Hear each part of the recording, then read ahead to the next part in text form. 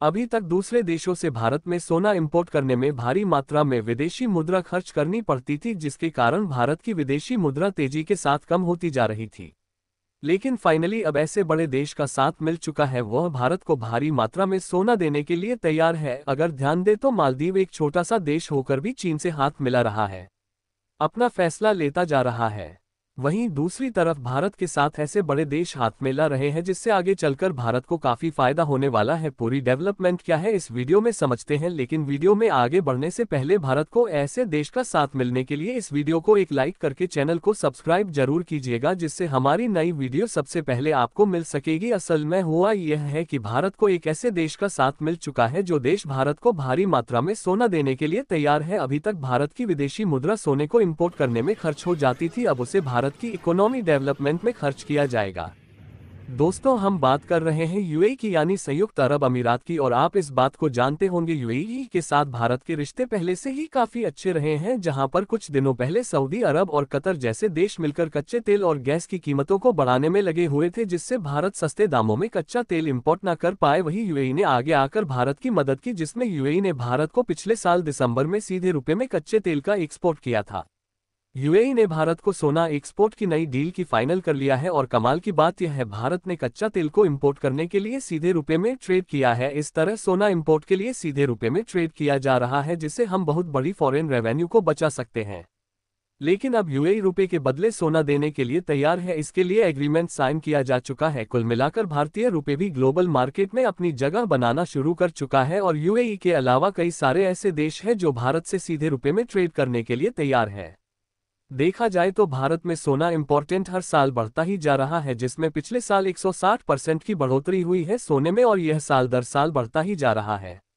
भारत के द्वारा अन्य देशों को ज्वेलरी का एक्सपोर्ट भी किया जाता है। हम दूसरे देशों में ज्वेलरी एक्सपोर्ट करके एक भारी मात्रा में प्रॉफिट कमाते हैं, जिसमें भारत के द्वारा अकेले 2023 में $24.3 बिलियन के ज्वेलरी प्रोडक्ट एक्सपोर्ट किए गए, जिससे भारत के द्वारा यूनाइटेड स्टेट एंड कंगो और यूएई को सबसे ज्यादा ज्वेलरी का एक्सपोर्ट किया गया है। देखें तो यूएई भले ही भारत को गोल्ड का निर्यात करते हैं, लेकिन उसको ज्वेलरी भारत से खरीदनी पड़ती है, क्योंकि भारत में ज्वेलरी की काफी ज्यादा फैक्ट्री है। दूसरे देशों से सोना और गोल्ड का इंपोर्ट करके ज्वेलरी का प्रोडक्शन करती है, यानी कि देखा जाए तो भारत का पहले से भी ज्यादा ज्वेलरी सेक्टर बढ़ाने वाला है, क्योंकि यूएई ने भारत को सीधे रुपए में सोना एक्सपोर्ट करने का एग्रीमेंट साइन कर लिया है। इसके अलावा भारत के लिए एक अच्छी खबर यह है, जहां कुछ दिनों पहले कतर ने भारत के 8 नेवी के जवानों को फांसी की सजा सुनाने के कारण भारत ने कतर से गैस के इंपोर्ट को बंद कर दिया था, लेकिन फिर से भारत और कतर का बदलाव दोस्ती में बदल चुका है।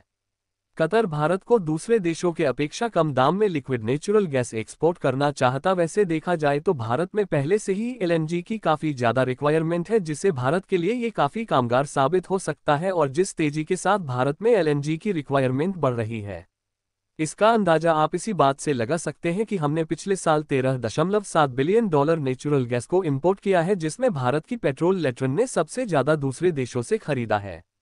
देखा जाए तो दुनिया के कई सारे देश रिन्यूएबल एनर्जी पर काम करना शुरू कर चुके हैं और डीजल पेट्रोल से अपनी डिपेंडेंसी को कम करना चाहते हैं। यहां तक कि टाटा मोटर्स ने सीएनजी से चलने वाली गाड़ियों का प्रोडक्शन करना तेजी से शुरू कर दिया है, और इन गाड़ियों की डिमांड ग्लोबल मार्केट में बढ़ती जा रही है, यानी कि भारत की रिन्यूएबल पर शिफ्ट होना फ्यूचर में भारत को काफी ज्यादा फायदा पहुंचाने वाला है। वैसे देखा जाए तो साल 2021-22 में सबसे ज्यादा नेचुरल गैस का इंपोर्ट कतर से किया जाता था, लेकिन पिछले कुछ दिनों से कतर और भारत की विवाद के कारण भारत ने कतर से नेचुरल गैस इंपोर्ट करना बंद कर दिया था। लेकिन अब फिर से कतर भारत को सस्ते दामों में नेचुरल गैस बेचने के लिए तैयार है, जबकि भारत ने यूएई से नेचुरल गैस खरीदना स्टार्ट कर दिया था। लेकिन फाइनली कतर से सस्ते दामों में नेचुरल गैस खरीदने के लिए 20 सालों के लिए डील फाइनल हुई, जिससे भारत को नेचुरल गैस के लिए इधर उधर भटकना नहीं पड़ेगा। बाकी आपको क्या लगता है कि कतर और भारत की यह डील भारत को लंबे समय के लिए फायदा पहुंचाएगी या नहीं? अपनी राय कमेंट में जरूर बताएं।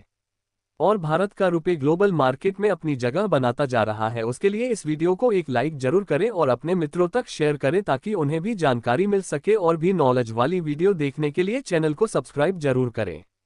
धन्यवाद।